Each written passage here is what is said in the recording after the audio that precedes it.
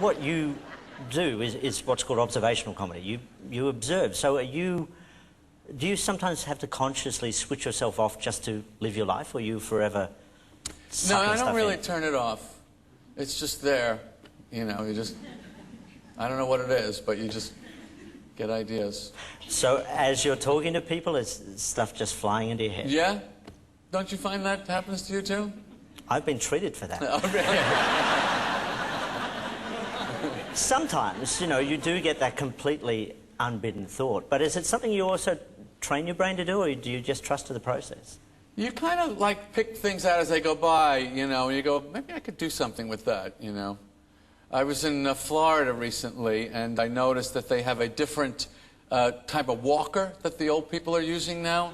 You know, these aluminum walkers that the old people have with their tennis balls on the bottom that, in case a game should pop up unexpectedly, I guess. I noticed now they have like a three-legged walker with wheels on it and brakes at the top. And I thought, if you need brakes on your walker, perhaps you've been misdiagnosed. Exactly right. You know.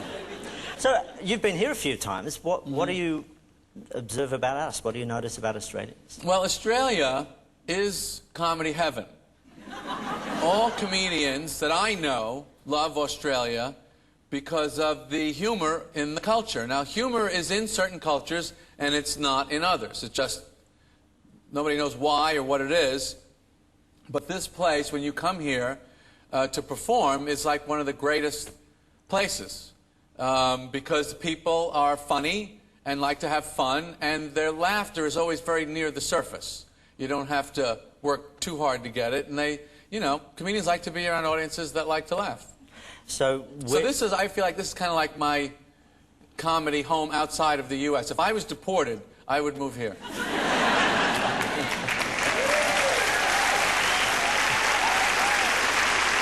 I want to show a little bit from Seinfeld. Okay. This is from, well, one of the many famous episodes, The Contest. First she screams, "George, what are you doing? My God!" And it looked like she was going to faint. She started clutching the wall, trying to hang on to it. Man. I didn't know whether to try and keep her from falling or zip up. What did you do? I zipped up. So she fell? Yeah. Well, I couldn't run over there the way I was. No, I guess you couldn't. I wouldn't think so. Done that. So she fell, and then she started screaming, "My back! My back!" So I picked her up. I took her to the hospital. How is she? She's in traction. Okay, sorry. It's not funny, Elaine. I know, I'm sorry. Serious. That was fantastic. Thank you. I always got the impression watching the show, I'm watching that back then, that you were about to burst out laughing. Always. Always. I love the show. So I would be in the show, and instead of playing my part, I'd be just watching it. George and Kramer and Elaine were constructs, and you were playing yourself. Mm-hmm. So what about your character wasn't you? Well, I don't speak in a scripted format in real life. But other than that, it's pretty much me. I mean, whatever I said it the way I would say it, and I just reacted the way I would react. So, you know, for me, it was a documentary. That's an awful lot of you to put out there. Yeah.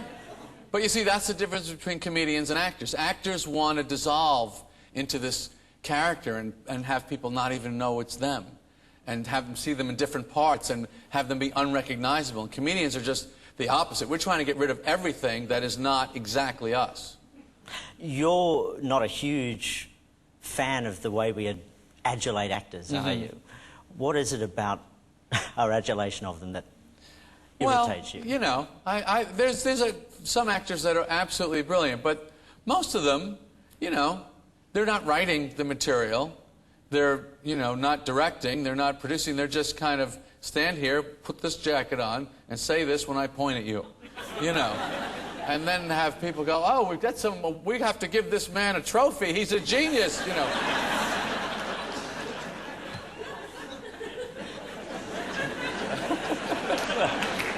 So, we won't tell Russell Crowe you said that. Russell Crowe is one of the people that you would not say that about. Or two. No, because he really does bring some magic to it that you go, I don't know where that came from. There are actors that are geniuses. When you finished Seinfeld, you decided you went back to your roots to do stand-up, but then you did something even harder. You threw out all the material that worked, the tried and true stuff, and started all over again. What prompted that decision? I had seen comedians do this, like Richard Pryor. I'd seen him do it. I'd seen Bill Cosby do it. And as a young man, I would watch them in awe of how they would... I mean, Richard Pryor used to go to the Comedy Store in the 70s, and he would just go on stage with absolutely nothing, no jokes, and he would just start talking and trying to create material. And all the comedians would stand in the back watching him do this. And then 6 months would go by, and 8 months would go by, and people would be just shaking their heads going, man, he's lost it, you know. And then 10 months or a year, and he'd have this incredible act because he refused to go backwards. He would only, you know, do brand new things. And I just thought that would be something that I would like to do someday. And I thought after the TV series, this would be a perfect time to try it. You made a documentary about the process of rebuilding your act. Yes. Called The Comedian. And this is what it's like when you're starting with new material. So in the end, whatever it is, whether it's 3 dates or 7 dates, you're still irritated. Still annoyed, still frustrated, still hating the whole experience all the way through. And now my point here... This is my point.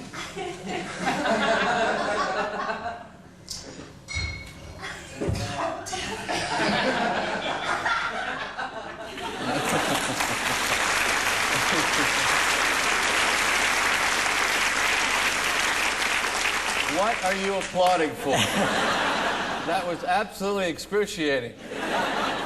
I think it's fantastic you showed that. Why did you want to show that? One of the big questions I get as a comedian is people say, where do you get your material? And I thought I would show how hard it is to get it. I thought some people might find it interesting. Did you expect that to be the process, that you would go out there and sometimes... Yeah, sure. Yeah. So you were happy to put yourself through that pain? Happy? No. No. Prepared? Prepared, yes. Yeah. Yes, it's just what you go through, you know. And after a night like that, where it's fallen over, what are you like when you go home? I'm trying to put that nicely, of course.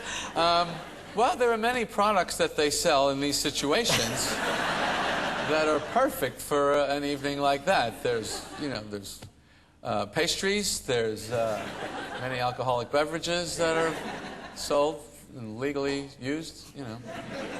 And once you're at home, nobody knows the quantities. Your manager, your longtime manager, George Shapiro's here. Hello, George. Hello. Nice to see you, Andrew. Nice to see you too, EP of Seinfeld as well. George, when Jerry is building new material and some of it isn't working, as his manager, are you brutally honest with him, or you're just trying to... Well, you could ask him. Sometimes I've gotten whacked around a little bit for my honesty, but I've always been honest.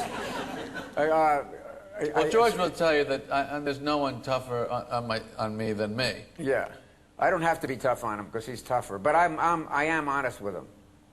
So George, by the way, has been managing me for 27 years.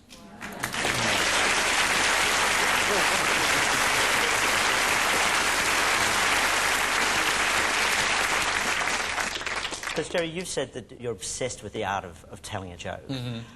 What does it take to get it right? Sometimes you find yourself in the right moment with the audience. And the audience, see, the thing the audience never knows is that they are making the performance. You can't make an entire audience laugh if they don't want to. So they kind of will, if they're in the right place, or you can kind of maneuver them into the right place, they can make you give them a performance that's better even than you thought you could give.